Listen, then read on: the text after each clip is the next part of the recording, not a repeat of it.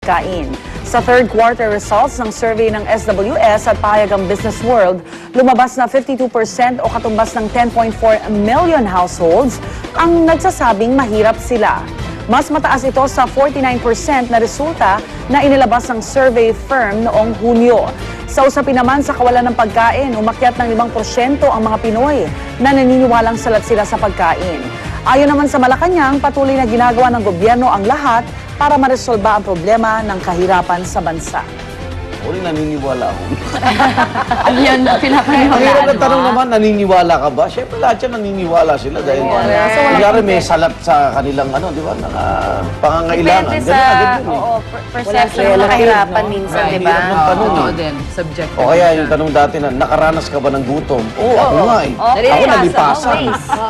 Sasagot ka talaga. Kasi lagi Sumakit pa yung tiyan mo pagkatapos. kahirapan yung nalilipasan ka ng gutom eh, di ba? Wala ka lang time kumain. O iba naman yung walang time kumain sa walang pangbili ng pagkain.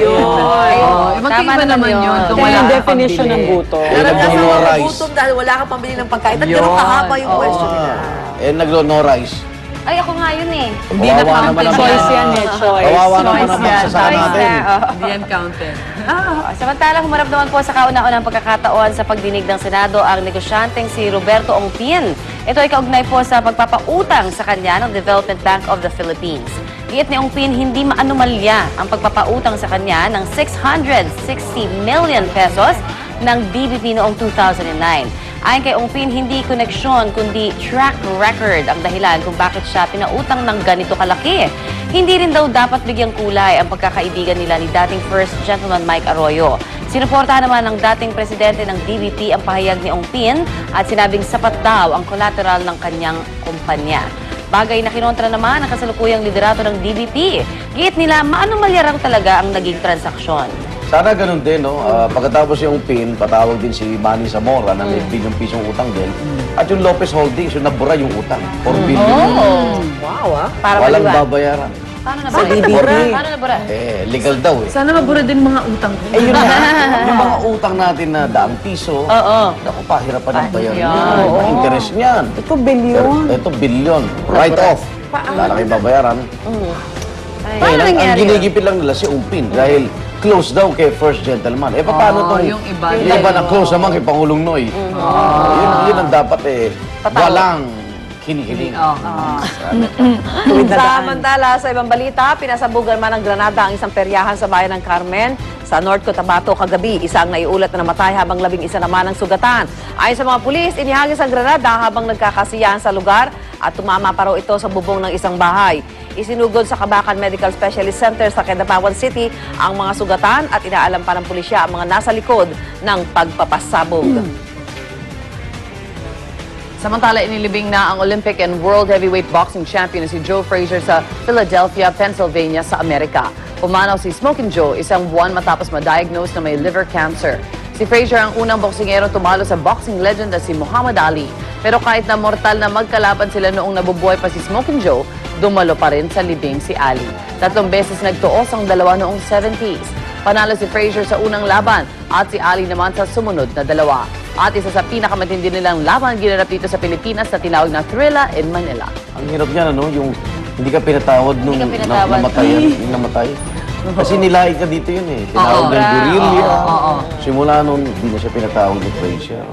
Ginawa kasi siyang laughing stock dito ni Tinatawag siya. Muhammad Ali, di ba? Binugbog. Lila, oo. Wow. Pero ito yung nangyari naman kay Ali dahil sa boxing din. Tama. Oo, binawi din, no, sa health. Well, yan ang kasaysayan ng boxing. Isa di malilimutan si Smoking Joe Frazier. Okay, patuloy naman ang pagputok ng pinaka-aktibong bulkan sa African continent, ang Mount Nyamuragira, na matatagpuan po sa gitna ng kagubatan sa Democratic Republic of Congo. Ayon po sa mga volcanologists, tumaas ang gusto ang seismic activity ng bulkan at ito na raw ang pinakamalaking pagsabog sa loob ng 1 siglo.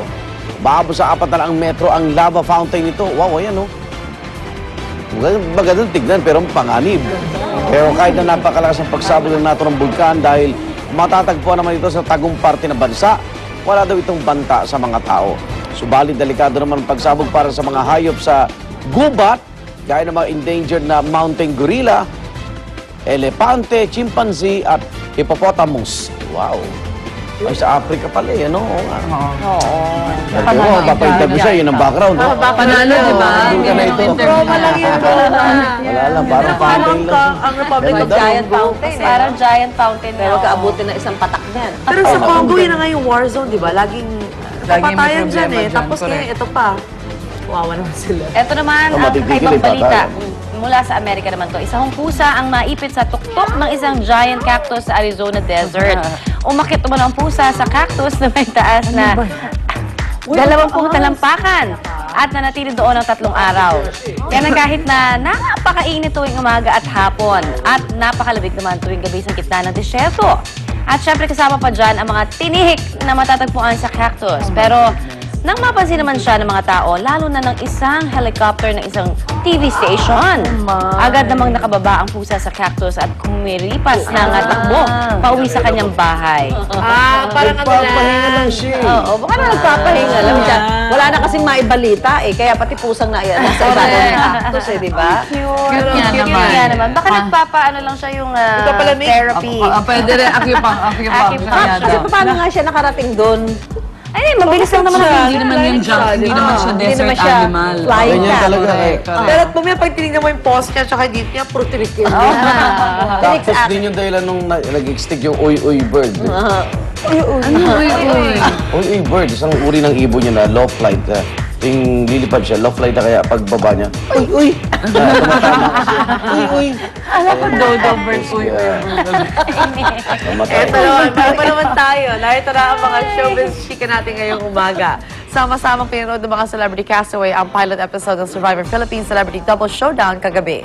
Bukod sa 10 pares ng castaways, nanood din ang host ng Survivor Philippines na si Richard Gutierrez. At maging ang mga dating castaway na sina Aubrey Miles, Yaya Moy at Sex Bomb Ira. Pag-itiyak ni Richard, marami pang matitinding eksena at tensyon pa sa isla na mapapanood gabi-gabi sa Survivor Philippines sa GMA Telebabad. Our castaways this season, very interesting. Maraming mga strong personalities na nag-clash. So, it's very interesting. Maraming mga drama at maraming mga twist na mangyayari.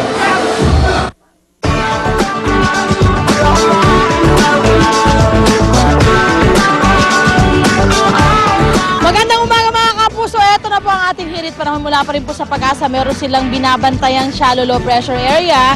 Yan po ay posibleng maging bagyo raw ngayong Wednesday. Pero aantabayanan pa nila yan kasi nagbabago-bago. Yan po ay nasa 95 kilometers ng Surigao or northeast ng Surigao City.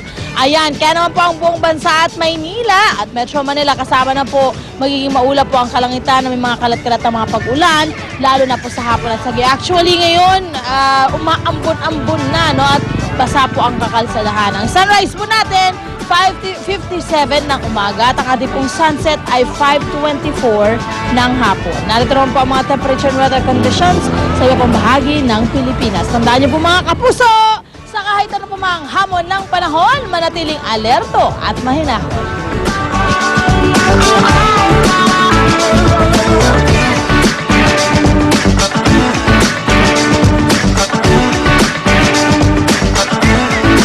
Pagdating sa sapatos, hindi may kakaila ang tibay at kalidad ng mga sapatos na gawang Marikina. At alam natin yan. Order natin. Order na kayo. Dami yan ang order. Marikina, forever. Kaya naman kahit halos ka-presyo nito mga imported brands sometimes, mas makakatipid pa rin tayo kung matitibay ng sapatos Marikina ang ating bibilhin dahil mas matagal ang buhay ng mga ito. Habol ng order si Connie. Siya lang ang wala. Kaya eto at maisaya na tayo sa kanilang selebrasyon para sa ipinagmamalaki nilang produkto. Ito na po ang Sapatos Festival kasama sina Monica at Art. Hey guys! Shoes! Ayan! Good morning, girls! Good morning sa ating mga kapuso. Nako, para sa mga shoe lovers out there na marami dyan sa studio and sa unang hirit, you will enjoy our event today dahil nga pumunta tayo dito sa festival ng Shoe Capital of the Philippines sa Marikina para sa kanilang Sapatos Festival. And this is more special mga kapuso dahil kasabay din ito ng kanilang relaunching ng Shoe Museum. Actually, ipapakita natin mamaya. At syempre, ipapakita na rin natin yung mga ipinagmamalaking mga sapatos nila dito. Ba, Art? Yes, punta ko check mamaya. Papapabilib tayo sa ating mga kapuso sa pagpapaganda ng mga espadrilles, mamaya mo. At saka, mapapasabak tayo sa isang very challenging race. Yung ano ba to, yung pakalahok, nakatakong, tsaka high heels.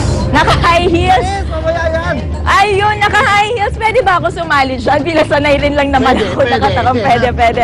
At syempre, dahil nga malapit na rin ang Christmas, magpapakita kami ng mga gift suggestions na pwede natin pang matanda, pang bata, pang lalaki, pang babae. Lahat po yan dito pa rin sa Sapatos Festival. Dito pa rin sa Marikina City. Kaya tutok lang mga kapuso, babalik po tayo dito maya-maya lamang. For the meantime, bye, we're tayo sa studio.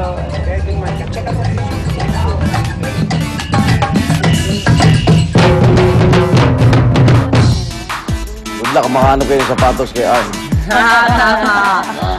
Okay, bakigan, tuloy-tuloy lang sa pagtambay kasama ang pinakapasayang barkadahan sa telebisyon tuwing umaga. Ito ang Unang Yes!